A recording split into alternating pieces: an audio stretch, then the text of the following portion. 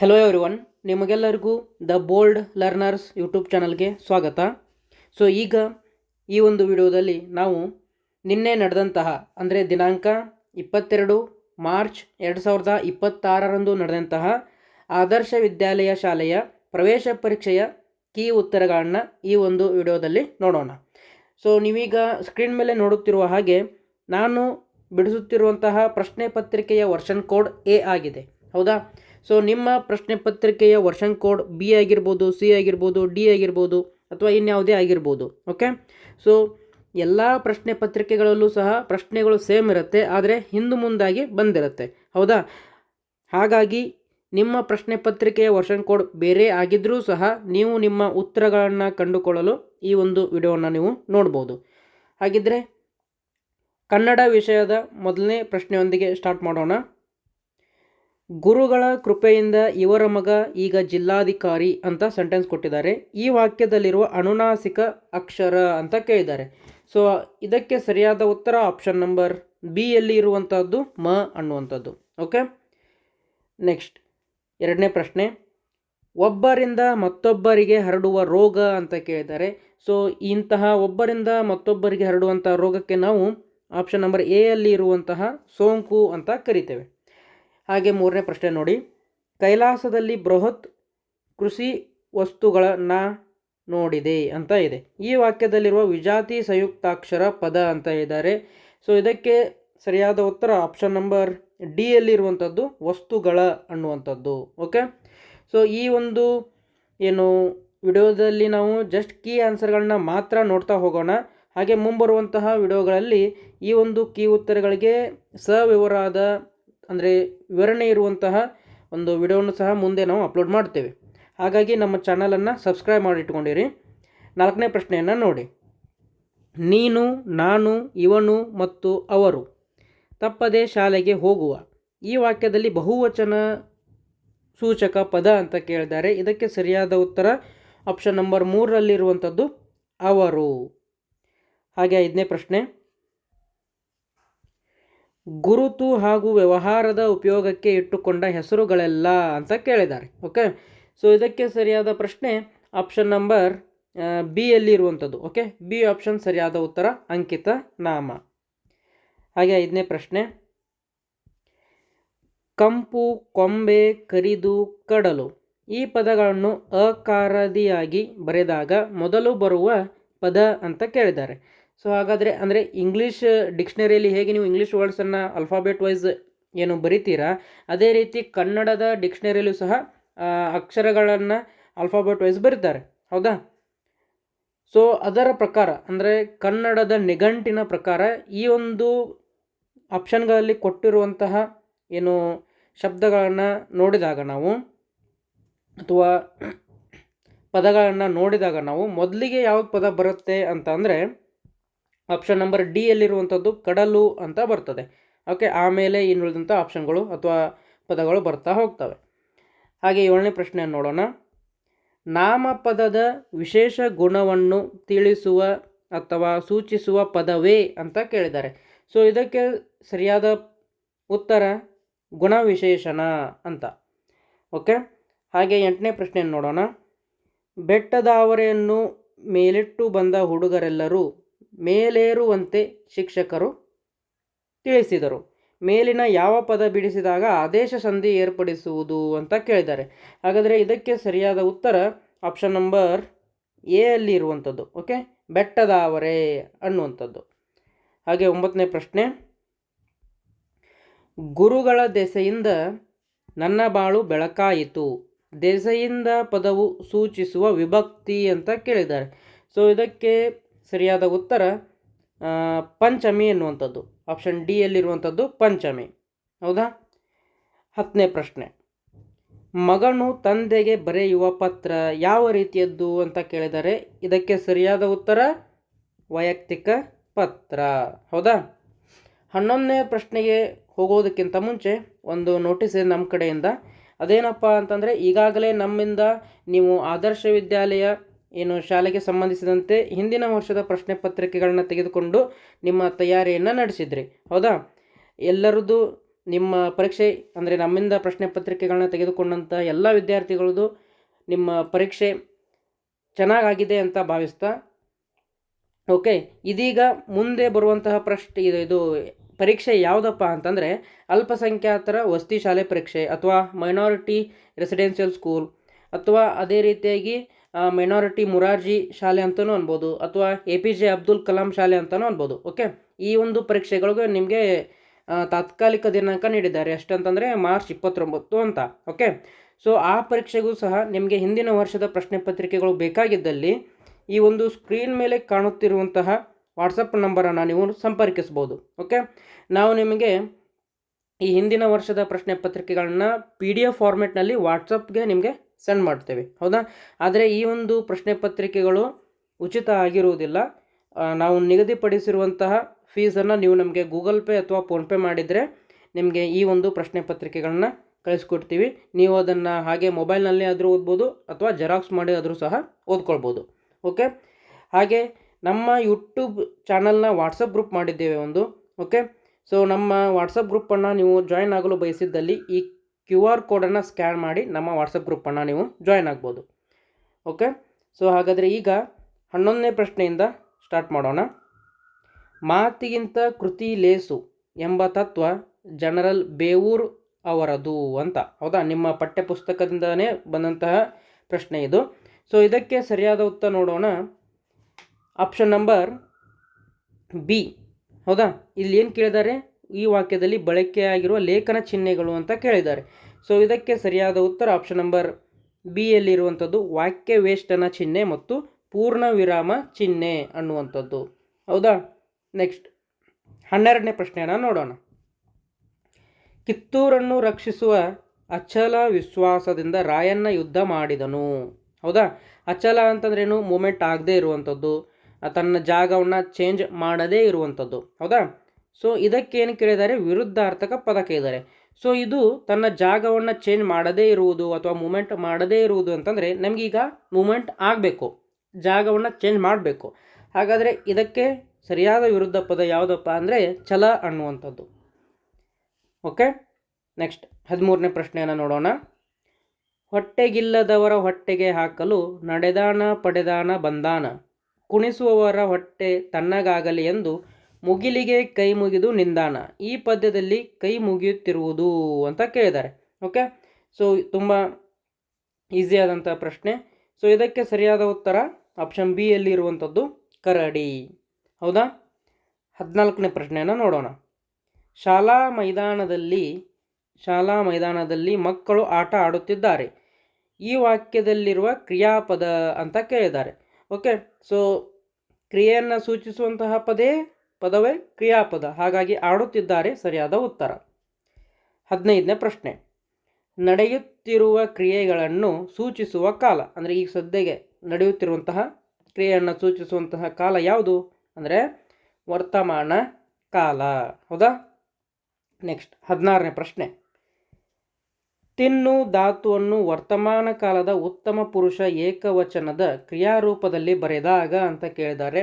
ಇದು ಸಹ ನಿಮ್ಮ ಪಠ್ಯ ಪುಸ್ತಕದಲ್ಲಿ ಏನು ಗ್ರಾಮರ್ ಪಾರ್ಟ್ ಇರುತ್ತೆ, ಪಾಠ ಮುಗಿದ ತಕ್ಷಣ ಅಲ್ಲಿಂದ ಬಂದಂಥ ಪ್ರಶ್ನೆ ಏನಿದೆ ಅಂತಂದರೆ ಇದಕ್ಕೆ ಸರಿಯಾದ ಉತ್ತರ ನಾನು ತಿನ್ನುತ್ತೇನೆ ಅಂತ ಹೇಳಿ. ಹೌದಾ, ಸೊ ಇಲ್ಲಿವರೆಗೂ ನಾವು ಕನ್ನಡ ವಿಷಯಕ್ಕೆ ಸಂಬಂಧಪಟ್ಟಂತೆ 16 ಪ್ರಶ್ನೆಗಳಿಗೆ ಕೀ ಉತ್ತರಗಳನ್ನ ಕಂಡುಕೊಂಡೆವು. ಹೌದಾ, ಸೊ ನಿಮಗೆ ಎಷ್ಟು ಅಂಕಗಳು ಬಿದ್ದಿದ್ದಾವೆ ಅದನ್ನು ಕಮೆಂಟ್ ಮಾಡೋದನ್ನು ಮಾತ್ರ ಮರಿಬೇಡಿ.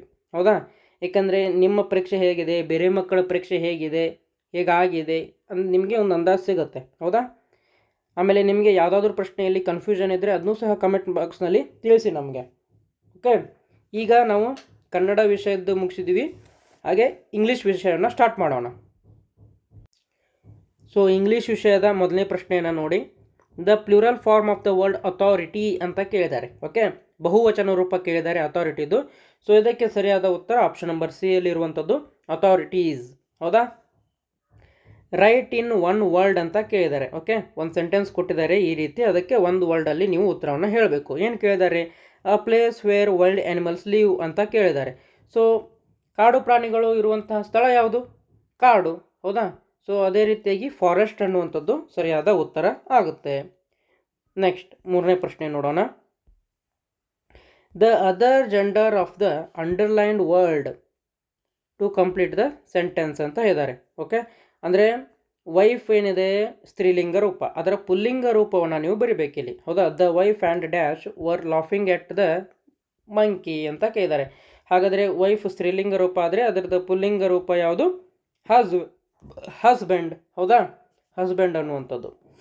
ನೆಕ್ಸ್ಟ್ ನಾಲ್ಕನೇ ಪ್ರಶ್ನೆ. The past tense form of the word refuse ಅಂತ ಕೇಳಿದ್ದಾರೆ. ಅಂದರೆ ರೆಫ್ಯೂಸ್ ಪದದ ಭೂತಕಾಲವನ್ನು ತಿಳಿಸಿ ಅಂತ ಹೇಳಿದ್ದಾರೆ. ಇ.ಡಿ. ಹಚ್ಚಬೇಕು. ಹೌದಾ, ರೆಫ್ಯೂಸ್ಡ್ ಅನ್ನುವಂಥದ್ದು. ನೆಕ್ಸ್ಟ್ ಐದನೇ ಪ್ರಶ್ನೆಯನ್ನು ನೋಡೋಣ. Sita and Gita were good friends. The underlined words are ಅಂತ ಕೇಳಿದ್ದಾರೆ. ಹೌದಾ, ಸೊ ಅಂಡರ್ಲೈನ್ಡ್ ವರ್ಡ್ಸ್ ನೀವು ನಾಮಪದಗಳು ಅಥವಾ ಇಂಗ್ಲೀಷ್ನಲ್ಲಿ ನೌನ್ ಅಂತ ಕರಿತೀವಿ ನಾವು. ಹಾಗೆ ಆರನೇ ಪ್ರಶ್ನೆ ನೋಡಿ. The man who wants a garden fair or small or very big with flowers growing here and there must bend his back and dig ಅಂತ ಕೇಳಿದ್ದಾರೆ. ಓಕೆ, ಇದೊಂದು ನಿಮ್ಮ ಪಾಠದಿಂದನೇ ಬಂದಂತಹ, ಅಂದರೆ ಪದ್ಯದಿಂದ ಬಂದಂತಹ ಪ್ಯಾರಾಗ್ರಾಫನ್ನು ಇಲ್ಲಿ ಕೊಟ್ಟಿದ್ದಾರೆ. The word that rhymes with word big ಅಂತ ಹೇಳಿದ್ದಾರೆ. ಅಂದರೆ ಬಿಗ್ದು ರೈಮಿಂಗ್ ವರ್ಡ್ ಕೇಳಿದ್ದಾರೆ ಅವರು. ಬಿಗ್ ಎಲ್ಲಿದೆ? ಇಲ್ಲಿದೆ. ಓಕೆ, ಅದರ ರೈಮಿಂಗ್ ವರ್ಡ್ ಯಾವುದಾಗುತ್ತೆ? ಡಿಗ್ ಅನ್ನುವಂಥದ್ದು. ಹೌದಾ, ಹಾಗಾದರೆ ಬಿ ಆಪ್ಷನ್ನು ಸರಿಯಾದ ಉತ್ತರ, ಡಿಗ್ ಅನ್ನುವಂಥದ್ದು. ಏಳನೇ ಪ್ರಶ್ನೆ. The meaning of the word quitting ಅಂತ. ಹೌದಾ, ಕ್ವಿಟ್ ಅಂತಂದರೆ ಸ್ಟಾಪ್ ಮಾಡು, ನಿಲ್ಲಿಸು, ಅಲ್ಲಿಗೆ ನಿಲ್ಲಿಸು, ಸಾಕು ಅಂತ ಅರ್ಥ. ಹೌದಾ, ಸೊ ಇದಕ್ಕೆ ಸರಿಯಾದ ಉತ್ತರ ಆಪ್ಷನ್ ನಂಬರ್ ಸಿ ಯಲ್ಲಿರುವಂಥದ್ದು, ಸ್ಟಾಪಿಂಗ್ ಅನ್ನುವಂಥದ್ದು. ಓಕೆ, ಎಂಟನೇ ಪ್ರಶ್ನೆಯನ್ನು ನೋಡೋಣ. The opposite of the word true ಅಂತ ಹೇಳಿದ್ದಾರೆ. ಟ್ರೂ ಅಂತಂದ್ರೇನು? ಸತ್ಯ. ಸತ್ಯದಕ್ಕೆ ವಿರುದ್ಧಾರ್ಥಕ ಪದ ಸುಳ್ಳು. ಹಾಗಾದರೆ ಆಪ್ಷನ್ ನಂಬರ್ ಸಿ, ಫಾಲ್ಸ್ ಅನ್ನುವಂಥದ್ದು ಸರಿಯಾದ ಉತ್ತರ ಆಗುತ್ತೆ ಎಂಟನೇ ಪ್ರಶ್ನೆಗೆ. ಒಂಬತ್ತನೇ ಪ್ರಶ್ನೆಯನ್ನು ನೋಡಿ. The appropriate word to complete the sentence, ಅಂದರೆ ಫಿಲ್ ಇನ್ ದ ಬ್ಲ್ಯಾಂಕ್ಸ್ ಪ್ರಶ್ನೆ ಇದು. Amar is a dash bye.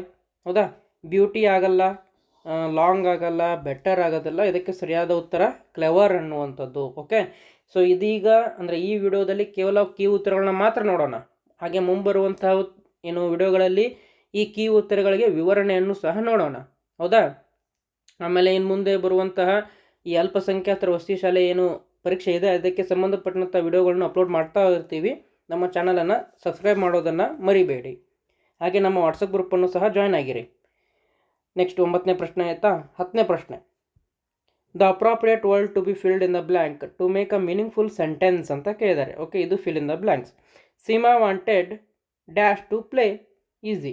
Seema wanted to play ಅನ್ನುವಂಥದ್ದು 10ನೇ ಪ್ರಶ್ನೆ ಆಯಿತು. 11ನೇ ಪ್ರಶ್ನೆ. The suitable word that means swollen ಅಂತ. ಸೋಲನ್ ಅಂತಂದ್ರೇನು? ದಪ್ಪಗಾಗಿರು, ಬಾತುಕೊಂಡಿರು ಅಂತ ಬರುತ್ತೆ. ಹೌದಾ, ಅಗಲವಾಗಿರು, ಈ ರೀತಿ ಒಂದು ಅರ್ಥ ಬರುತ್ತೆ. ಸೊ ಇದಕ್ಕೆ ಸೂಟೇಬಲ್ ವರ್ಡ್ ಅಥವಾ ಸಮಾನಾರ್ಥಕ ಪದ ಅಂತ ಹೇಳ್ಬೋದು. ಸರಿಯಾದ ಉತ್ತರ ಯಾವುದಪ್ಪ ಅಂತಂದರೆ ಬಲ್ಜಿಂಗ್ ಅನ್ನುವಂಥದ್ದು. ಹೌದಾ, ಸೋಲನ್ ಅಂತಂದ್ರೆ ಫಾರ್ ಎಕ್ಸಾಂಪಲ್ ಈ ಒಣ ದ್ರಾಕ್ಷಿಗಳನ್ನು ನೀರಿನಲ್ಲಿ ನೆನೆಸಿಟ್ಟಾಗ ಅದೇನು ಬಲ್ಜ್ ಆಗುತ್ತಲ್ಲ, ಸೋಲನ್ ಆಗುತ್ತಲ್ಲ, ಅದೇ. ಹೌದಾ, ಅಥವಾ ಕಾಲು ಊತ್ಕೊಂಡಿರುವಾಗ ಲೆಗ್ ಸೋಲನ್ ಅಂತ ಅಂತಾರಲ್ಲ, ಆ ರೀತಿ. ಸೊ ಹಾಗಾಗಿ ಇದಕ್ಕೆ ಸಮಾನಾರ್ಥಕ ಪದ ಯಾವುದಾಗತ್ತೆ ಅಂತಂದರೆ ಬಲ್ಜಿಂಗ್ ಅನ್ನುವಂಥದ್ದು ಆಗುತ್ತೆ. 12ನೇ ಪ್ರಶ್ನೆ. ಓಕೆ, ಸೊ ಈ ರೀತಿಯಾದಂತಹ ಪ್ರಶ್ನೆಗಳು ನಿಮಗೆ ಎಲ್ಲ ಎಕ್ಸಾಮ್ಗಳಲ್ಲೂ ಕಾಣಸಿಗುತ್ತೆ. ಹೌದಾ, ಇದು ಎಲ್ಲಿಂದ ಬಂದಿದೆ ಅಂತಂದರೆ ಲವ್ ಫಾರ್ ಆ್ಯನಿಮಲ್ಸ್ ಅನ್ನುವಂಥ ಪಾಠದಿಂದ ಬಂದಿರೋದು. ಹೌದಾ, ಸೊ ಆ ಪಾಠದಿಂದ ಭಾಳಷ್ಟು ಪ್ರಶ್ನೆಗಳು ಈ ರೀತಿ ಬಂದೇ ಬರುತ್ತೆ. ಮುಂದೆ ಬರುವಂಥ ಅಲ್ಪಸಂಖ್ಯಾತರ ಏನು ವಸತಿ ಶಾಲೆ ಇದೆ ಆ ಒಂದು ಪರೀಕ್ಷೆಯಲ್ಲೂ ಸಹ ಗ್ಯಾರಂಟಿ ಬಂದೇ ಬರುತ್ತೆ. ನೋಡ್ಕೊಂಡಿರಿ ಇದನ್ನು. ಸೊ 12ನೇ ಪ್ರಶ್ನೆ ಏನಿದೆ? Animals and birds Ramana Maharshi loved ಅಂತ ಇದೆ. ಓಕೆ, ಸೊ ಇದನ್ನು ಮೀನಿಂಗ್ಫುಲ್ ಸೆಂಟೆನ್ಸ್ ಆಗಬೇಕಂತಂದರೆ ನೀವು ಮತ್ತೊಮ್ಮೆ ರೀಅರೇಂಜ್ ಮಾಡಬೇಕು. ಇದನ್ನ ಹಿಂದೆ ಮುಂದೆ ಕೊಟ್ಟಿದ್ದಾರೆ, ನೀವು ಅದನ್ನು ಸರಿಯಾಗಿ ಮಾಡಿ ಹೇಳಬೇಕು. ಸೊ ಹಾಗಾದರೆ ಇದಕ್ಕೆ ಸರಿಯಾದ ಉತ್ತರ ಯಾವುದಪ್ಪ ಅಂತಂದರೆ ಆಪ್ಷನ್ ನಂಬರ್ ಎ ಅಲ್ಲಿ ಇರುವಂಥದ್ದು, Ramana Maharshi loved animals and birds. Okay, next sheep ಅನ್ನುವಂಥದ್ದೇನು? Domestic animal. ಹೌದಾ, ಅಂದರೆ ಸಾಕು ಪ್ರಾಣಿ. ಇಲ್ಲಿ ವೈಲ್ಡ್ ಆ್ಯನಿಮಲ್, ಕಾಡು ಪ್ರಾಣಿ ಯಾವುದು? ಇದರಲ್ಲಿ ಜಿರಾಫೆ. ಹೌದಾ, ಯಾಕಂತಂದರೆ ಆಕಳನ್ನು ಸಹ ಅಂದರೆ ಕೌನ ನಾವು ಮನೇಲಿ ಸಾಕ್ತೀವಿ, ಕುರಿ ಮನೇಲಿ ಸಾಕ್ತೀವಿ, ನಾಯಿ ಮನೇಲಿ ಸಾಕ್ತೀವಿ, ಜಿರಾಫೆಯನ್ನು ಮನೆಯಲ್ಲಿ ಸಾಕೋದಿಲ್ಲ. ಹಾಗಾಗಿ ಅದು ವೈಲ್ಡ್ ಆ್ಯನಿಮಲ್. ಹೌದಾ? ನೆಕ್ಸ್ಟ್ 14ನೇ ಪ್ರಶ್ನೆಯನ್ನು ನೋಡೋಣ. The full form of warrant ಅಂತ ಇದೆ. ಹೌದಾ? ಈಸಿ. ಇಲ್ಲಿ ಎಲ್ಲಿ ಏನು ಫಸ್ಟ್ ರುಪಿ ಕೊಟ್ಟಿರ್ತಾರೆ ನೋಡ್ರಿ, ಅಲ್ಲಿಂದ ಒಂದು ಸ್ಪೆಲ್ಲಿಂಗ್ ಹೋಗಿರುತ್ತೆ. ಸೊ ಅದಕ್ಕೆ ಇದು ಸರಿಯಾದ ಉತ್ತರ ಯಾವುದಪ್ಪ ಅಂತಂದರೆ ವರ್ ನಾಟ್ ಅನ್ನುವಂಥದ್ದು. ಓಕೆ, ನೆಕ್ಸ್ಟ್ 14ನೇ ಪ್ರಶ್ನೆ ಆಯಿತು. 15ನೇ ಪ್ರಶ್ನೆಯನ್ನು ನೋಡೋಣ. 15ನೇ ಪ್ರಶ್ನೆ ಏನಿದೆ ಅಂತಂದರೆ students are dash the exam ಅಂತ ಇದೆ. The suitable word to be filled in the blank ಅಂತ ಕೊಟ್ಟಿದ್ದಾರೆ. ಸೊ ಎಕ್ಸಾಮ್ ಬರೀತಿದ್ದಾರೆ ಅವರು. Okay, students are writing the exam ಸರಿಯಾದ ಉತ್ತರ. ಓಕೆ, 16ನೇ ಪ್ರಶ್ನೆ ಏನಿದೆ? On rearranging the letters meaningful word is formed ಅಂತ ಕೇಳಿದ್ದಾರೆ. ಅಂದರೆ ಲೆಟರ್ಗಳನ್ನ ಕೊಟ್ಟಿದ್ದಾರೆ ಈ ರೀತಿ, ಅದನ್ನು ನೀವು ರೀಅರೇಂಜ್ ಮಾಡಿ ಬರಿಬೇಕು. ಸೊ ಇದಕ್ಕೆ ಸರಿಯಾದ ಉತ್ತರ ಯಾವುದಾಗುತ್ತೆ ಅಂತಂದರೆ ಆಪ್ಷನ್ ನಂಬರ್ ಸಿ, ಕ್ರಸ್ಟ್ ಅನ್ನುವಂಥದ್ದು. CREST crest. ಹೌದಾ? ಸಿ ಇಲ್ಲಿದೆ, ಎಸ್ ಇಲ್ಲಿದೆ, ಆಮೇಲೆ CRE ಎಲ್ಲಿದೆ, ಇ ಇಲ್ಲಿದೆ, ಟಿ ಲಾಸ್ಟ್ ಇದೆ, ಆರ್ ಇಲ್ಲಿದೆ. ಹೌದಾ? ಕ್ರಸ್ಟ್ ಅನ್ನುವಂತಹ ಮೀನಿಂಗ್ಫುಲ್ ವರ್ಡ್ ಫಾರ್ಮ್ ಆಗುತ್ತೆ. ಸೊ ಹಾಗಾಗಿ ಇದಕ್ಕೆ ಸರಿಯಾದ ಉತ್ತರ ಆಪ್ಷನ್ ನಂಬರ್ ಸಿ. ಹೌದಾ? ಓಕೆ, ಇದೀಗ ನಾವು ಇಂಗ್ಲೀಷ್ ವಿಷಯಕ್ಕೆ ಸಂಬಂಧಪಟ್ಟಂಥ 16 ಪ್ರಶ್ನೆಗಳಿಗೂ ಸಹ ಉತ್ತರಗಳನ್ನ ಕಂಡುಕೊಂಡೆವು. ಹಾಗಾದರೆ ಈಗ ಗಣಿತ ವಿಷಯದ ಕೀ ಉತ್ತರಗಳನ್ನ ನೋಡೋಣ. ಹೌದಾ? ಅದಕ್ಕೂ ಮುಂಚೆ ಅವಾಗಲೇ ಹೇಳ್ದಂಗೆ ನೀವಿನ್ನೂ ಮೊಬೈಲ್ ನಂಬರ್ ನೋಟ್ ಮಾಡ್ಕೊಂಡಿಲ್ಲ ಅಂತಂದರೆ ಈ ಒಂದು ವಾಟ್ಸಪ್ ನಂಬರನ್ನು ನೋಟ್ ಮಾಡ್ಕೊಳ್ಳಿ. ಓಕೆ, ಸೊ ಹಿಂದಿನ ವರ್ಷದ ಪ್ರಶ್ನೆ ಪತ್ರಿಕೆಗಳನ್ನ ಬಿಡಿಸೋದು ತುಂಬ ಇಂಪಾರ್ಟೆಂಟ್. ಯಾಕಂತಂದರೆ ನಿಮಗೆಲ್ಲ ಗೊತ್ತಿರುವ ಹಾಗೆ ಮೊರಾರ್ಜಿಲೂ ಸಹ ನಿಮ್ಮ ಪಠ್ಯ ಪುಸ್ತಕದಿಂದನೇ ಬಂದಿದ್ದಾವೆ. ಅಂದರೆ ಐದನೇ ತರಗತಿ ಏನು ಪಠ್ಯ ಪುಸ್ತಕಗಳಿದ್ದಾವೆ ನೋಡಿ, ಕನ್ನಡ, ಇಂಗ್ಲೀಷ, ಪರಿಸರ ವಿಜ್ಞಾನ, ಗಣಿತ. ಹೌದಾ? ಇದರಿಂದನೇ ಪ್ರಶ್ನೆಗಳು ಬರುತ್ತೆ. ಹಾಗೆ ಮುಂಬರುವಂತಹ ಏನು ಅಲ್ಪಸಂಖ್ಯಾತರ ವಸತಿ ಶಾಲೆ ಇದೆ, ಅದರಲ್ಲೂ ಸಹ ಇದರಿಂದನೇ ಪ್ರಶ್ನೆಗಳು ಬರ್ತವೆ ಪಠ್ಯ ಪುಸ್ತಕದಿಂದ. ಆಮೇಲೆ ಇನ್ನೊಂದು ಎಕ್ಸಾಮ್ ಇದೆ ಮುಂಬರುವಂಥದ್ದು, ಮೌಲಾನಾ ಆಜಾದ್ ಶಾಲೆ ಅಂತೇಳಿ, ಅದರಲ್ಲೂ ಸಹ ಪಠ್ಯ ಪುಸ್ತಕದಿಂದನೇ ಬರ್ತವೆ. ಹೌದಾ? ಸೊ ಹಾಗಾಗಿ ಹಿಂದಿನ ವರ್ಷದ ಪ್ರಶ್ನೆ ಪತ್ರಿಕೆಗಳನ್ನ ನೀವು ಬಿಡಿಸೋದ್ರ ಮೂಲಕ ನಿಮಗೆ ನಿಮ್ಮ ಯಾವ ಪಾಠದಿಂದ ಯಾವ ಥರ ಪ್ರಶ್ನೆಗಳು ಬರ್ತಾ ಇದ್ದಾವೆ ಅಂತ ನಿಮಗೆ ಗೊತ್ತಾಗುತ್ತೆ. ಹೌದಾ? ಆವಾಗ ಈಸಿಯಾಗಿ ನೀವು ಪ್ರಾಕ್ಟೀಸ್ ಮಾಡ್ಬೋದು, ಈಸಿಯಾಗಿ ಯಾವುದೇ ಥರ ಕನ್ಫ್ಯೂಷನ್ ಇಲ್ಲದೆ ಎಕ್ಸಾಮ್ನಲ್ಲಿ ಉತ್ತರವನ್ನು ಬರೀಬೋದು. ಹಾಗಾಗಿ ಈ ಹಿಂದಿನ ವರ್ಷದ ಪ್ರಶ್ನೆ ಪತ್ರಿಕೆಗಳು ತುಂಬ ಅಂದರೆ ತುಂಬ ಇಂಪಾರ್ಟೆಂಟ್ ಆಗುತ್ತೆ. ಹೌದಾ? ಸೊ ಹಾಗಾಗಿ ನಿಮಗೆ ಈ ಪ್ರಶ್ನೆ ಪತ್ರಿಕೆಗಳು ಬೇಕಾಗಿದ್ದಲ್ಲಿ ಈ ವಾಟ್ಸಪ್ ನಂಬರನ್ನು ಸಂಪರ್ಕ ಮಾಡಿರಿ. ಹಾಗೆ ನಮ್ಮ ವಾಟ್ಸಪ್ ಗುಂಪನ್ನು ಸಹ ನೀವು ಈ ಒಂದು QR ಕೋಡನ್ನು ಸ್ಕ್ಯಾನ್ ಮಾಡೋ ಮುಖಾಂತರ ಜಾಯ್ನ್ ಆಗ್ಬೋದು. ಹಾಗೆ ಈ ವಿಡಿಯೋ ನಿಮಗೆ ಇಷ್ಟ ಆಗಿದ್ದಲ್ಲಿ ಅಥವಾ ಇಷ್ಟ ಆಗ್ತಿದ್ದಲ್ಲಿ ನಮ್ಮ ಈ ಒಂದು ವಿಡಿಯೋನ ನಿಮ್ಮ ಸ್ನೇಹಿತರೊಂದಿಗೆ ಶೇರ್ ಮಾಡೋದನ್ನು ಮರಿಬೇಡಿ. ಇದೀಗ ಗಣಿತ ವಿಷಯದ ಉತ್ತರಗಳನ್ನ ನೋಡ್ತಾ ಹೋಗೋಣ. ನೀಡಿದ ಅಳತೆಯ ತ್ರಿಜ್ಯವಿರುವ ವೃತ್ತವನ್ನು ರಚಿಸಲು ಬಳಸುವ ಸಾಧನ ಅಂತ ಕೇಳಿದ್ದಾರೆ. Okay, the instrument use to draw circle of a given radius ಅಂತ ಕೇಳಿದರೆ ವೆರಿ ಈಸಿ, ನೀವೆಲ್ಲ ಉಪಯೋಗ ಮಾಡಿರ್ತೀರಾ. ಸೊ ಅದಕ್ಕೆ ಸರಿಯಾದ ಉತ್ತರ ಯಾವುದಪ್ಪ ಅಂತಂದರೆ ಕೈವಾರ ಅನ್ನುವಂಥದ್ದು. ಹೌದಾ? ನೆಕ್ಸ್ಟ್ 2ನೇ ಪ್ರಶ್ನೆನ ನೋಡೋಣ. ಚಿತ್ರದಲ್ಲಿ ಬಣ್ಣ ಹಚ್ಚಿರುವ ಭಾಗದ ಭಿನ್ನರಾಶಿ ರೂಪ 16ನೇ 7 ಆಗಿದೆ. ಈ ಭಿನ್ನರಾಶಿಯ ಸಮಾನ ಭಿನ್ನರಾಶಿಗಳು ಅಂತ ಕೇಳಿದ್ದಾರೆ. ಆ್ಯಕ್ಚುಲಿ ಅವರೇ ಕೊಟ್ಬಿಟ್ಟಿದ್ದಾರೆ 16ನೇ 7 ಅಂತ. ಈ ಚಿತ್ರ ನೋಡುವಂಥ ಅವಶ್ಯಕತೆಯೇ ಇಲ್ಲ. ಜಸ್ಟ್ ನೀವೇನು ಮಾಡಬೇಕು, ಇದರ ಸಮಾನ ಭಿನ್ನರಾಶಿಯನ್ನು ನೋಡ್ತಾ ಹೋಗಬೇಕು. ಓಕೆ, ನಾನು ಡೈರೆಕ್ಟ್ ಆನ್ಸರ್ ಹೇಳ್ತೇನೆ. ಯಾವುದಪ್ಪ ಅಂತಂದರೆ ಆಪ್ಷನ್ ಬಿ ಸರಿಯಾದ ಉತ್ತರ. ಏಕಪ್ಪ ಅಂತಂದರೆ ನೋಡಿರಿ, ಸಮಾನ ಭಿನ್ನರಾಶಿಗಳನ್ನ ಹೇಗೆ ಬರೀತೀರಿ ನೀವು? ಮೇಲೆ ಯಾವುದನ್ನು ಗುಣಾಕಾರ ಮಾಡ್ತೀರಾ, ಕೆಳಗೂ ಅದನ್ನೇ ಗುಣಾಕಾರ ಮಾಡಬೇಕು. ಹೌದಾ? ಫಾರ್ ಎಕ್ಸಾಂಪಲ್, ಈಗ ಮೇಲುಗಡೆ 3 ಮಾಡಿದರೆ ಕೆಳಗಡೆ 3 ಮಾಡಬೇಕು. ಸೊ 7 3 21, 16 3 48. ಹೌದಾ? ಇಲ್ಲಿದೆ ನಾವು ಅದೇ ರೀತಿ ಮೇಲುಗಡೆ ಈಗ ಅಂದರೆ ಅಂಶಕ್ಕೆ ಈಗ ನಾವು ಏನು ಮಾಡೋಣ, 3ರಿಂದ ಗುಣಾಕಾರ ಮಾಡಿದ್ವಲ್ಲ, ಈಗ 5ರಿಂದ ಒಮ್ಮೆ ಗುಣಾಕಾರ ಮಾಡಿ ನೋಡಿರಿ. 5ರಿಂದ ಗುಣಾಕಾರ ಮಾಡಿದಾಗ ಏನು ಬರುತ್ತೆ? 7 5 35, ಕೆಳಗೆ 16 5 80. ಇಲ್ಲಿದೆ ಅದು. ಸೊ ಹಾಗಾಗಿ ಸಮಾನ ಭಿನ್ನರಾಶಿಗಳು ಯಾವ್ಯಾವ ಬರ್ತಾವೆ ಅಂದರೆ 48ನೇ 21, 80ನೇ 35 ಬರುತ್ತೆ. ಹಾಗಾಗಿ option number B is the right answer. Okay, 3ನೇ ಪ್ರಶ್ನೆಯನ್ನು ನೋಡೋಣ. ಒಂದು ಗಡಿಯಾರದಲ್ಲಿ 3 ಗಂಟೆ 5 ನಿಮಿಷ ಆಗಿದೆ. ಗಡಿಯಾರದ ಮುಳ್ಳುಗಳ ನಡುವೆ ಉಂಟಾಗಿರುವ ಕೋನ ಅಂತ ಇದ್ದಾರೆ. ಓಕೆ, ಗಡಿಯಾರ ಈ ರೀತಿ ಇದ್ದರೆ ನಿಮಗೆ 3 ಗಂಟೆಯಲ್ಲಿರುತ್ತೆ. ಓಕೆ, ಇಲ್ಲಿ 3 ಗಂಟೆ ಇರುತ್ತೆ, ಇಲ್ಲಿ 12 ಗಂಟೆ, ಇಲ್ಲಿ 1 2 ಈ ರೀತಿ ಇರುತ್ತೆ.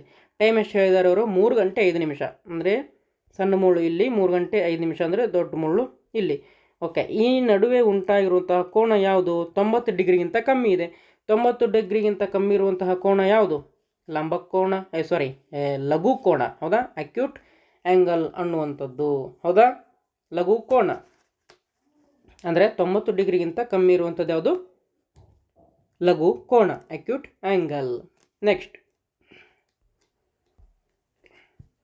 ನೋಡಿ, ಈ ಒಂದು ಭಿನ್ನರಾಶಿ ರೂಪ ಕೊಟ್ಟಿದ್ದಾರೆ. ಇದನ್ನ ದಶಮಾಂಶ ರೂಪ ಕೊಟ್ಟಿದ್ದಾರೆ, ಅದನ್ನ ಭಿನ್ನರಾಶಿ ರೂಪವನ್ನು ನೀವು ಬರಿಬೇಕು. ಹೇಗೆ? ಸೊ ಮೊದಲನೇದಾಗಿ ಈ ದಶಮಾಂಶ ರೂಪವನ್ನು ಭಿನ್ನರಾಶಿ ರೂಪಕ್ಕೆ ಬರ್ಕೊಳ್ಳೋಣ. ಈ ರೀತಿ ಬರ್ಕೊತೀರಾ? ಓಕೆ, ಇದನ್ನು ನೀವು ಕಟ್ತಾ ಹೊಡೆದ್ರೆ ಎಷ್ಟು ಬರುತ್ತೆ? 125 ಒಂದಲೇ 125 ಎಂಟ್ಲೆ ಬರುತ್ತೆ. ಅಥವಾ ನೀವು ಇನ್ನೂ ಚಿಕ್ಕ ಅಂಕಿಗಳಿಂದ ಮಾಡೋಣ. ಫಾರ್ ಎಕ್ಸಾಂಪಲ್ ಇದನ್ನ 5ರಿಂದ ಮೊದಲು ಹೊಳ್ಕೊಳ್ಳೋಣ. 5 2 10, 5 5 25, 5 4 20, 5 2 ಅಲ್ಲ, 5 2 10 0 0. ಇನ್ನೊಮ್ಮೆ 5ರಲ್ಲಿ ಹೊಡೋಣ. 5 5 25, 5 4 20 0. ಇನ್ನೊಮ್ಮೆ 5 1 5 8. ಸೊ ಎಷ್ಟು ಬಂತು? 8ನೇ 1. ಹಾಗಾದರೆ ಇದಕ್ಕೆ ಸರಿಯಾದ ಉತ್ತರ ಎಲ್ಲಿದೆ? ಇಲ್ಲಿದೆ. ಹೌದಾ? ಆಪ್ಷನ್ ಎ ಅಲ್ಲಿ. ನೆಕ್ಸ್ಟ್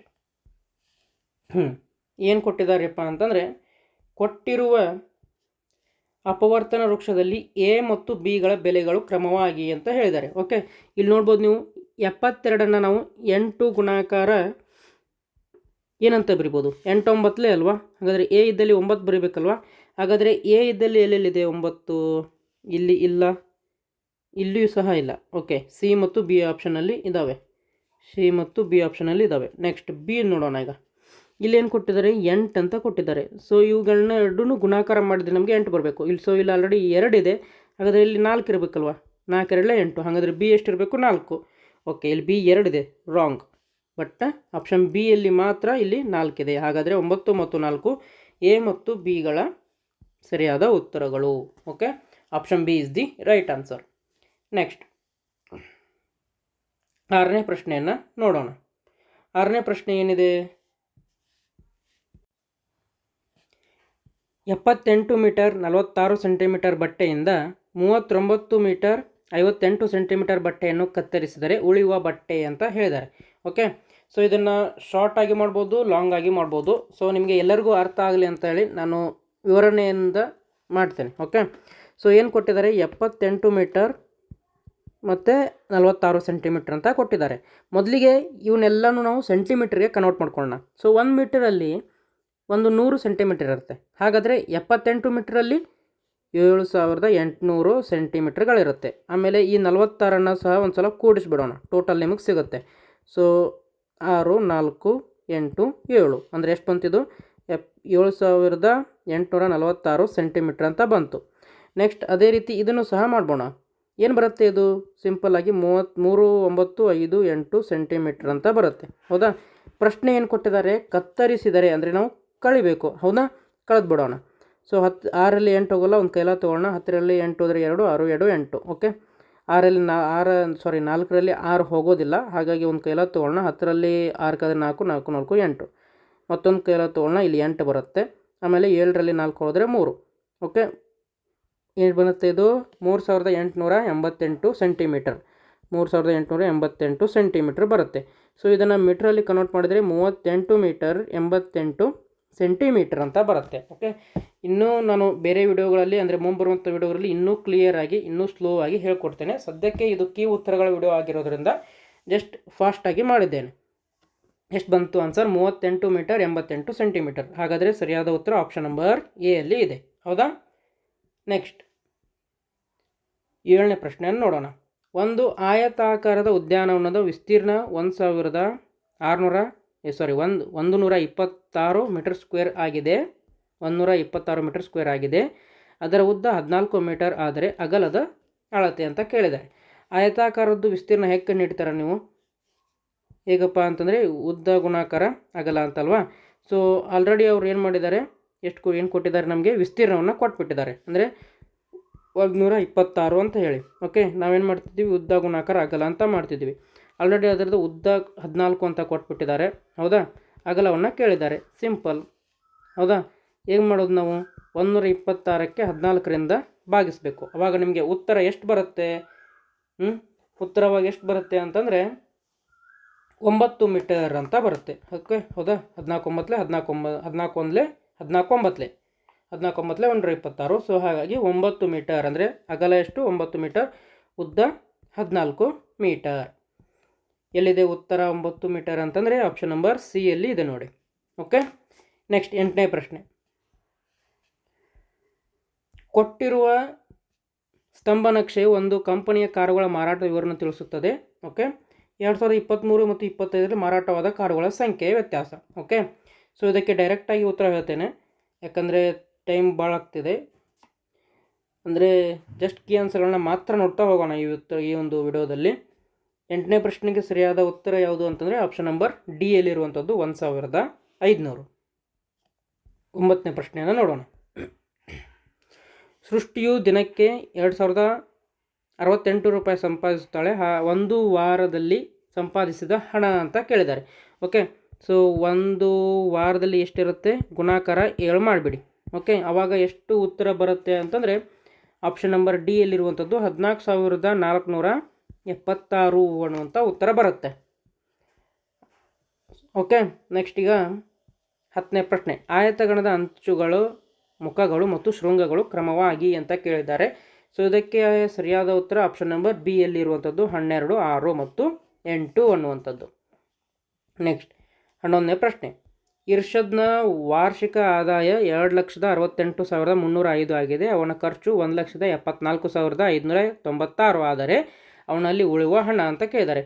ಇದರಲ್ಲಿ ಇದನ್ನು ನೀವು ಕಳಿಬೇಕು. ಓಕೆ, ಈ 2,68,305ರಲ್ಲಿ 1,74,596 ಕಳೆದರೆ ನಿಮಗೆ ಬರುವಂತಹ ಉತ್ತರ ಆಪ್ಷನ್ ನಂಬರ್ 1ರಲ್ಲಿ ಇರುವಂಥದ್ದು ಅಥವಾ ಎ ಯಲ್ಲಿ ಇರುವಂಥದ್ದು 93,709 ಅನ್ನುವಂಥದ್ದು. ಓಕೆ, ನೆಕ್ಸ್ಟ್ 12ನೇ ಪ್ರಶ್ನೆ. ಸೊ ಈ 12ನೇ ಪ್ರಶ್ನೆಗೆ ಸರಿಯಾದ ಉತ್ತರ ಎಷ್ಟು ಅಂತ ಅಂದರೆ ಆಪ್ಷನ್ ನಂಬರ್ ಸಿ ಯಲ್ಲಿರುವಂಥದ್ದು 40 ಮತ್ತು 18 ಅಂತ ಹೇಳಿ. ಓಕೆ, ಅಂದರೆ ನಾವಿಲ್ಲಿ ಎ ಬೆಲೆ ಮತ್ತು ಬಿ ಬೆಲೆಯನ್ನು ಕಂಡುಹಿಡಿಯಬೇಕಿತ್ತು. ಹೌದಾ? ಸೊ 8 ಗುಣಾಕಾರ 5 40. ಹೌದಾ? ಸೊ ಆಲ್ರೆಡಿ ಇಲ್ಲಿ 72 ಬಂದುಬಿಟ್ಟಿದೆ. ಹಾಗಾದರೆ 4ಕ್ಕೆ ಏನನ್ನು ಗುಣಾಕಾರ ಮಾಡಿದರೆ 72 ಬರುತ್ತೆ? ಏನನ್ನು ಗುಣಾಕಾರ ಮಾಡಿದರೆ 72 ಬರುತ್ತೆ? 72 ಅದು 18 4 72. 18ನ್ನು ಗುಣಾಕಾರ ಮಾಡಿದರೆ 18 4 72 ಬರುತ್ತೆ. ಹಾಗಾಗಿ 40 ಮತ್ತು 18 ಅನ್ನುವಂಥದ್ದು ಸರಿಯಾದ ಉತ್ತರ. ಓಕೆ, 13ನೇ ಪ್ರಶ್ನೆಯನ್ನು ನೋಡೋಣ. 187ನ್ನು ಈ ಸಂಖ್ಯೆಯಿಂದ ಭಾಗಿಸಿದಾಗ 5 ಶೇಷ ಬರುತ್ತದೆ. ಹಾಗಾದರೆ ಆ ಸಂಖ್ಯೆ ಅಂತ ಕೇಳಿದ್ದಾರೆ. ಓಕೆ, ಆ ಸಂಖ್ಯೆ ಯಾವುದು ಅಂತಂದರೆ 14. ಬೇಕಾದರೆ ನೋಡಿ, 14ರಿಂದ 187ನ ಭಾಗಾಕಾರ ಮಾಡಬೇಕು. 14 ಅಂದರೆ 14, 8ರಲ್ಲಿ 4 ಹೋದರೆ 4 0. ಓಕೆ, 14 3 42. ಓಕೆ, 47ರಲ್ಲಿ 42 ಹೋದರೆ 5 ನೋಡಿರಿ. 5 ಶೇಷ ಬಂತಲ್ಲ. 5 ಶೇಷ ಬಂತಲ್ಲ. ಹಾಗಾದರೆ ಆ ಸಂಖ್ಯೆ ಯಾವುದು? 14. Option number A is the right answer. Next 14ನೇ ಪ್ರಶ್ನೆಯನ್ನು ನೋಡೋಣ. ಖುಷಿ ಮತ್ತು ಸಾನ್ವಿಯ ವಯಸ್ಸು 27 ವರ್ಷ 8 ತಿಂಗಳು ಆಗಿದೆ. ಸಾನ್ವಿಯ ವಯಸ್ಸು 13 ವರ್ಷ 9 ತಿಂಗಳು ಆದರೆ ಖುಷಿಯ ವಯಸ್ಸು ಎಷ್ಟು ಅಂತ ಕೇಳಿದ್ದಾರೆ. ಹೌದಾ? ಖುಷಿಯ ವಯಸ್ಸು ಎಷ್ಟು ಅಂತ ಕೇಳಿದ್ದಾರೆ. ಸೊ ಹಾಗಾಗಿ ಇದಕ್ಕೆ ಸರಿಯಾದ ಉತ್ತರ ಆಪ್ಷನ್ ನಂಬರ್ ಡಿ ಯಲ್ಲಿ ಇರುವಂಥದ್ದು 13 ವರ್ಷ 11 ತಿಂಗಳು ಅನ್ನುವಂಥದ್ದು. 13 ವರ್ಷ 11 ತಿಂಗಳು. 15ನೇ ಪ್ರಶ್ನೆಯನ್ನು ನೋಡೋಣ. ಓಕೆ, ಸೊ 15ನೇ ಪ್ರಶ್ನೆಯನ್ನು ನೋಡೋದಕ್ಕಿಂತ ಮುಂಚೆ 14ನೇ ಪ್ರಶ್ನೆಗೆ ಸ್ವಲ್ಪ ಎಕ್ಸ್ಪ್ಲನೇಷನನ್ನು ನೋಡೋಣ. ಏನಿದೆ ಅಂತಂದರೆ 27 ವರ್ಷ ಮತ್ತು 8 ತಿಂಗಳಾಗಿದೆ. ಹೌದಾ? ಇವರಿಬ್ಬರದು ಕೂಡಿ. ಹಾಗೆ ಒಬ್ಬಳದೇ ನೋಡೋದಾದರೆ 13 ವರ್ಷ 9 ತಿಂಗಳು ಅಂತ ಇದೆ. ಹೌದಾ? 13 ವರ್ಷ 9 ತಿಂಗಳು. ಮೊದಲಿಗೆ ನಾವು ಈ ವರ್ಷಗಳನ್ನ ಮಾತ್ರ ಕಳೆಯೋಣ. ಸೊ 27ರಲ್ಲಿ 13ನ್ನು ಕಳೆಯೋಣ. 7ರಲ್ಲಿ 3 ಹೋದರೆ 4, 2ರಲ್ಲಿ 1 ಹೋದರೆ 1, ಅಂದರೆ 14 ವರ್ಷ ಬಂತು. ಓಕೆ, ಆದರೆ ಇಲ್ಲಿ 8 ತಿಂಗಳು ಮತ್ತು 9 ತಿಂಗಳು ಅಂತಿದೆ. ಸೊ ಆಲ್ರೆಡಿ 8 ತಿಂಗಳು ಹೋಗಿದೆ. ಆಮೇಲೆ ಇನ್ನೂ 1 ತಿಂಗಳನ್ನು ಕಳಿಬೇಕಾಗತ್ತೆ ನಾವು. ಸೊ ಹಾಗಾದರೆ 14ರಲ್ಲಿ ಒಂದು ತಿಂಗಳನ್ನು ಕಳೆದ್ರೆ 13 ವರ್ಷ 11 ತಿಂಗಳು ಆಗುತ್ತೆ. ಸೊ ಹಾಗಾಗಿ ಸರಿಯಾದ ಉತ್ತರ ಆಪ್ಷನ್ ಡಿ ಸರಿಯಾದ ಉತ್ತರ. ನೆಕ್ಸ್ಟ್ 15ನೇ ಪ್ರಶ್ನೆಯನ್ನು ನೋಡೋಣ.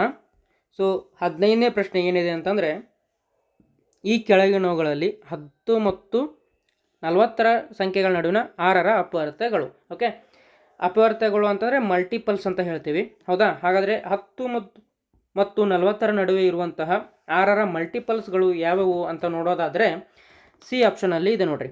12, 18, 24, 30 ಮತ್ತು 36. ಓಕೆ, ನೆಕ್ಸ್ಟ್ 16ನೇ ಪ್ರಶ್ನೆಯನ್ನು ನೋಡೋಣ. ಏನು ಕೇಳಿದ್ದಾರೆ ಅಂತಂದರೆ ಈ ಒಂದು ಸಂಖ್ಯೆಗಳನ್ನ ಕೊಟ್ಟಿದ್ದಾರೆ. ಇವುಗಳನ್ನ ಆರೋಹಣ ಕ್ರಮದಲ್ಲಿ ಬರೆಯುವ ಸರಿಯಾದ ಕ್ರಮ. ಆರೋಹಣ ಅಂತಂದರೆ ಏರಿಕೆ ಕ್ರಮದಲ್ಲಿ. ಸೊ ಏರಿಕೆ ಕ್ರಮದಲ್ಲಿ ಬರೆದಾಗ ಸರಿಯಾದ ಉತ್ತರ ಯಾವ್ದು ಬರುತ್ತೆ ಅಂತಂದರೆ 16ನೇ ಪ್ರಶ್ನೆಗೆ option B is the right answer. Okay, so B ಎನ್ನುವಂಥದ್ದು ರೈಟ್ ಆನ್ಸರ್ ಆಗುತ್ತೆ. ಇದೀಗ ನಾವು ಗಣಿತ ವಿಷಯಕ್ಕೆ ಸಂಬಂಧಪಟ್ಟಂತಹ 16 ಪ್ರಶ್ನೆಗಳನ್ನು ಸಹ ನೋಡಿದೆವು.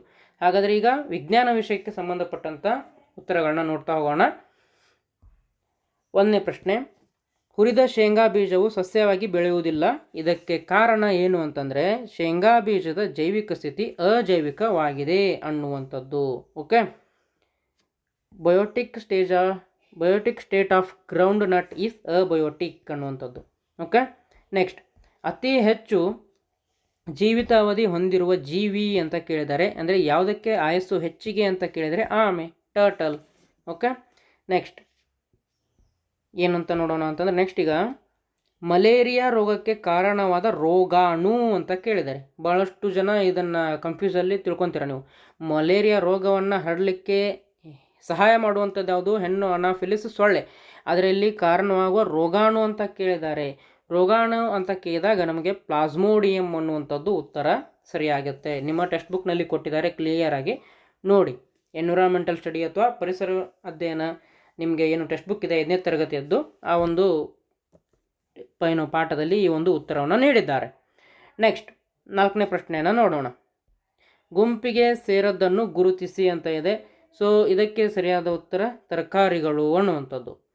ನೆಕ್ಸ್ಟು ಓಕೆ, ವೆಜಿಟೇಬಲ್ಸ್ ಅನ್ನುವಂಥದ್ದು. 5ನೇ ಪ್ರಶ್ನೆ, ಸಸ್ಯಗಳಲ್ಲಿ ಇಳುವರಿ ಕುಂಠಿತಗೊಳ್ಳಲು ಕಾರಣ ಅಂತ ಹೇಳಿದ್ದಾರೆ. ಸೊ ಇದಕ್ಕೆ ಕಾರಣ ಭೂಮಾಲಿನ್ಯ ಅನ್ನುವಂಥದ್ದು.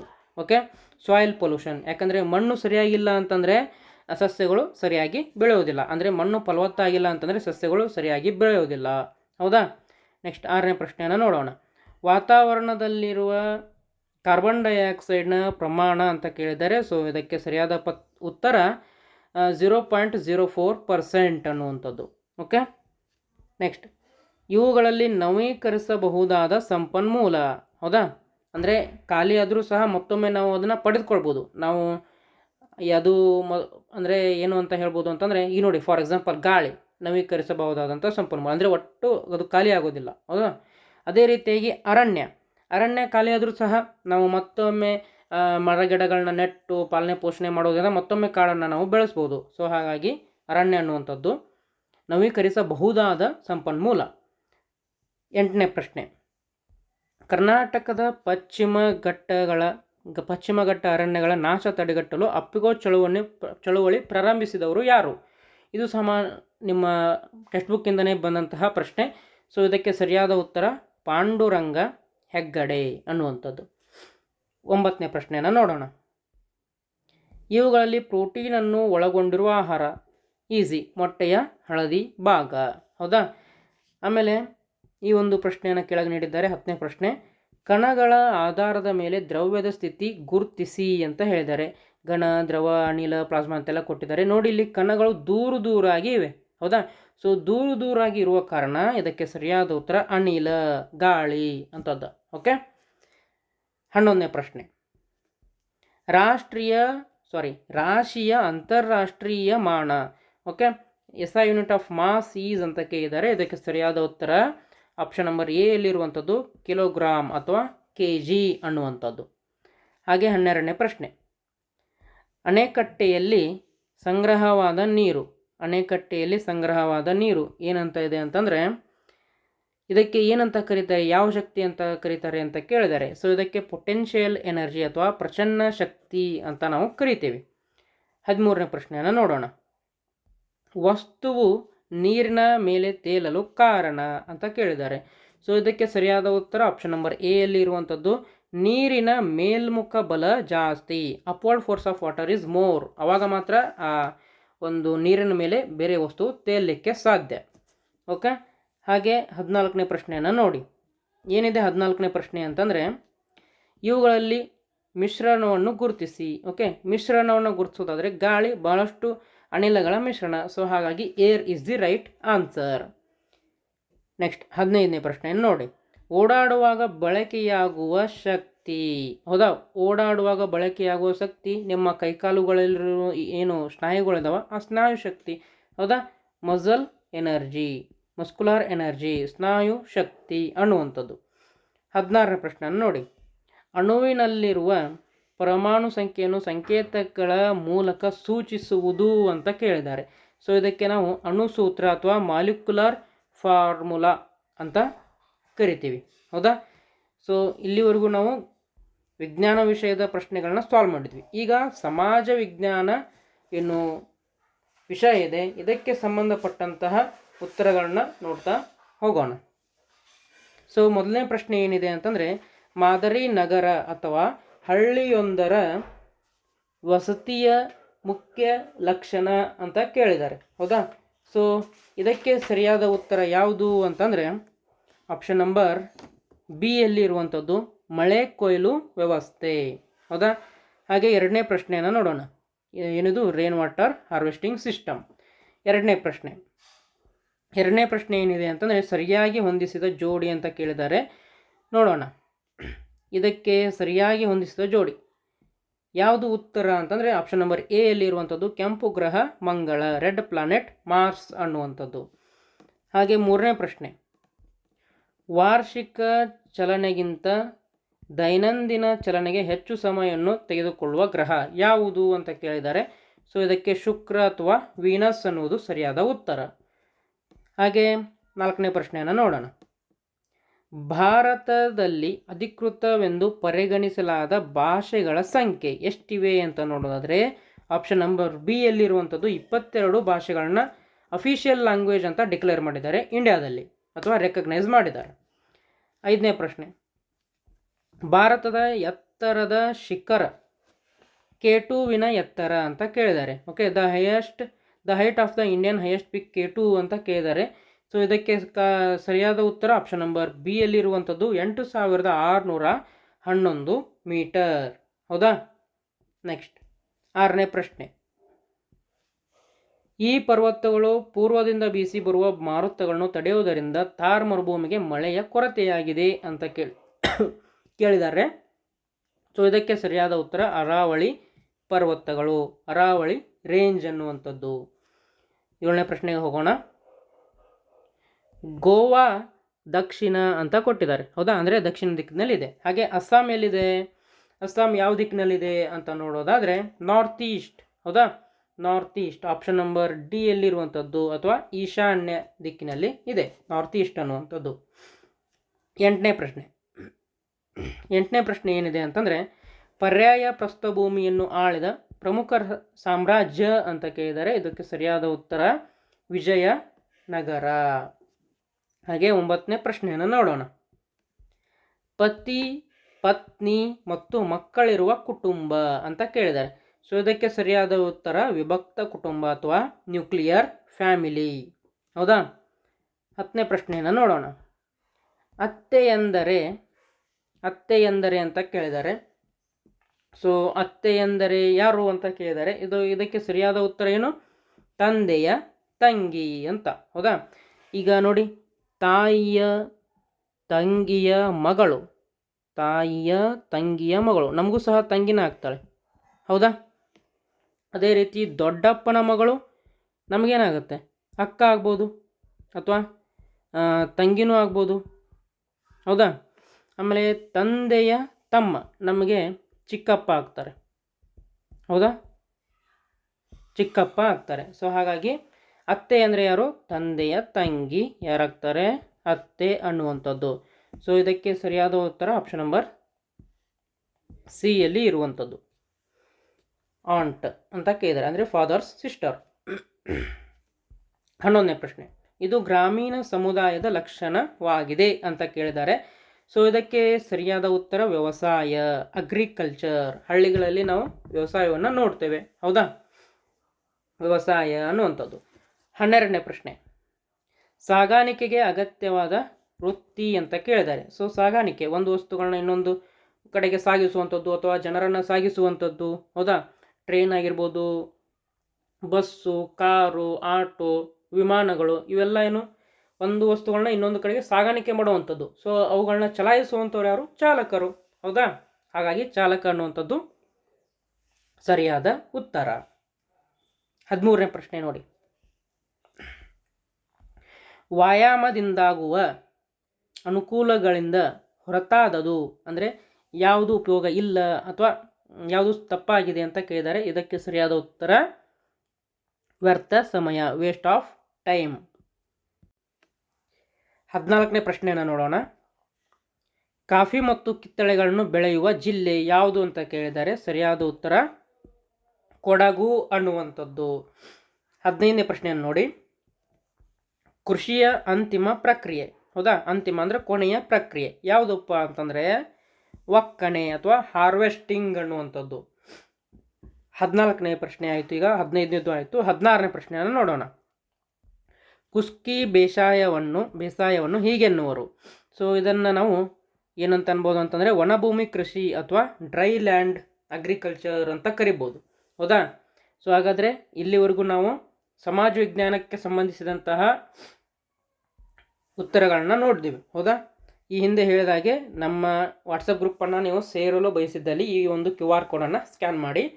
ಹಾಗೆ ನಿಮಗೆ ಈ ಒಂದು ಹಿಂದಿನ ವರ್ಷಗಳ ಪ್ರಶ್ನೆ ಪತ್ರಿಕೆಗಳು ಬೇಕಾಗಿದ್ದಲ್ಲಿ ಈ ಒಂದು ವಾಟ್ಸಪ್ ನಂಬರನ್ನು ಸಂಪರ್ಕ ಮಾಡಿ.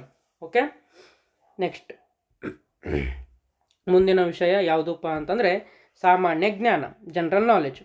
ಸೊ ಮೊದಲನೇ ಪ್ರಶ್ನೆ ನೋಡಿ, ಭಾರತದ ರಾಷ್ಟ್ರೀಯ ಕ್ರೀಡೆ ಯಾವುದು? ತುಂಬ ಈಸಿ, ಹಾಕಿ ಎನ್ನುವಂಥದ್ದು, ಹೌದಾ? National game of India is hockey. Next, ರಾಷ್ಟ್ರಕವಿ ಬಿರುದಾಂಕಿತ ಪ್ರಥಮ ಕವಿ, ಇದು ಇಂಪಾರ್ಟೆಂಟ್. ಪ್ರಥಮ ಕವಿ ಯಾರೂಪ ಅಂತಂದರೆ ಎಂ ಗೋವಿಂದ ಪೈ ಅನ್ನುವಂಥದ್ದು, ಎಂ ಗೋವಿಂದ ಪೈ. 3ನೇ ಪ್ರಶ್ನೆಯನ್ನು ನೋಡೋಣ.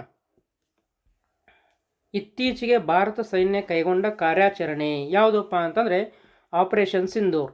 ನಿಮಗೆಲ್ಲ ಗೊತ್ತೇ ಇದೆ ಆಪರೇಷನ್ ಸಿಂಧೂರ್ ಅನ್ನುವಂಥದ್ದು. 4ನೇ ಪ್ರಶ್ನೆಯನ್ನು ನೋಡಿ, ಭಾರತ ರತ್ನ ಪುರಸ್ಕೃತ ಏಕೈಕ ಕ್ರಿಕೆಟ್ ಆಟಗಾರ ಯಾರು ಅಂತ ಅಂದರೆ Sachin Tendulkar. Okay, the only cricket player who is an awardee of Bharat Ratna is Sachin Tendulkar. Next, ಭಾರತದ ರಾಷ್ಟ್ರೀಯ ಕ್ರೀಡಾ ದಿನ ಯಾವಾಗಿದೆ ಅಂತ ನೋಡೋದಾದರೆ August 29. Option number C is the right answer.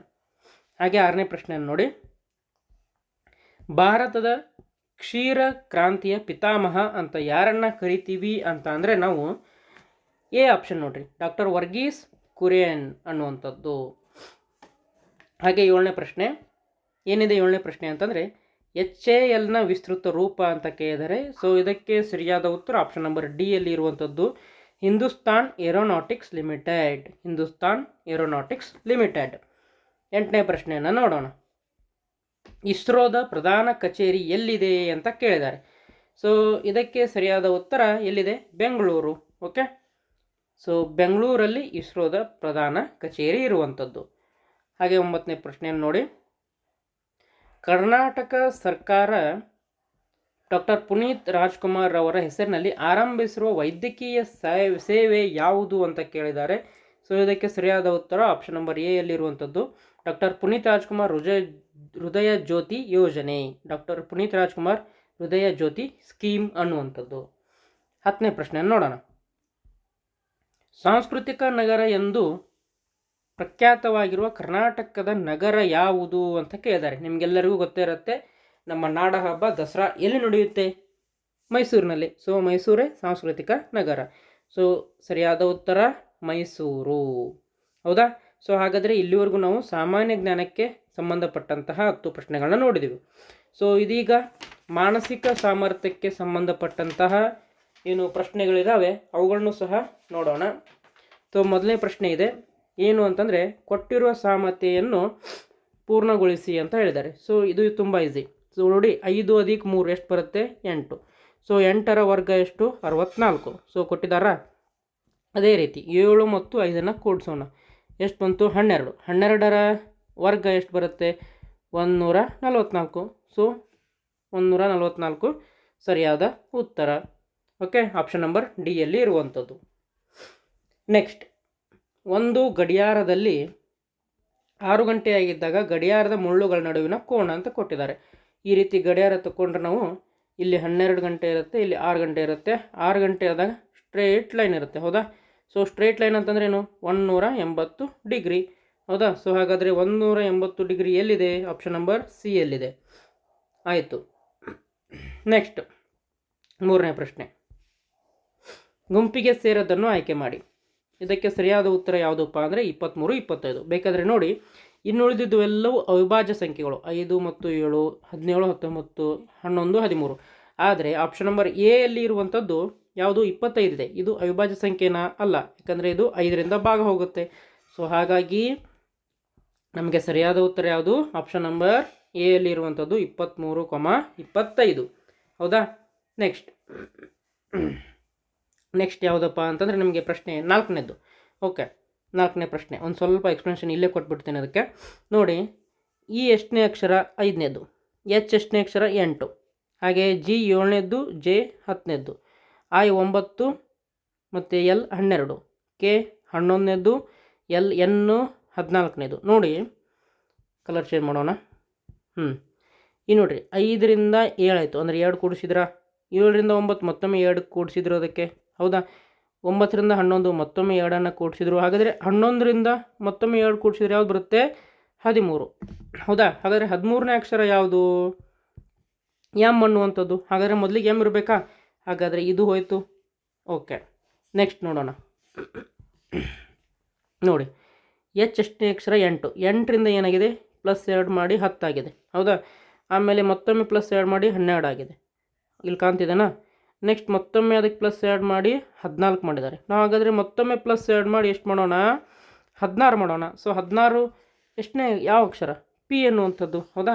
So ಹಾಗಾದರೆ ನಮಗೆ ಬಂದಂಥ ಉತ್ತರ ಯಾವುದು ಎಮ್ ಮತ್ತು ಪಿ, ಹೌದಾ. ಸೊ ಎಮ್ ಮತ್ತು ಪಿ ಎಲ್ಲಿದೆ, ಆಪ್ಷನ್ ನಂಬರ್ ಬಿ ಎಲ್ಲಿದೆ ನೋಡಿ. ಎಮ್ ಮತ್ತು ಪಿ ಆಪ್ಷನ್ ನಂಬರ್ ಬಿ ಎಲ್ಲಿದೆ, ಹೌದಾ. ನೆಕ್ಸ್ಟ್ ಮುಂದಿನ ಪ್ರಶ್ನೆ ನೋಡೋಣ. 5ನೇ ಪ್ರಶ್ನೆ. 5ನೇ ಪ್ರಶ್ನೆ ಏನಿದೆ ಅಂತಂದರೆ,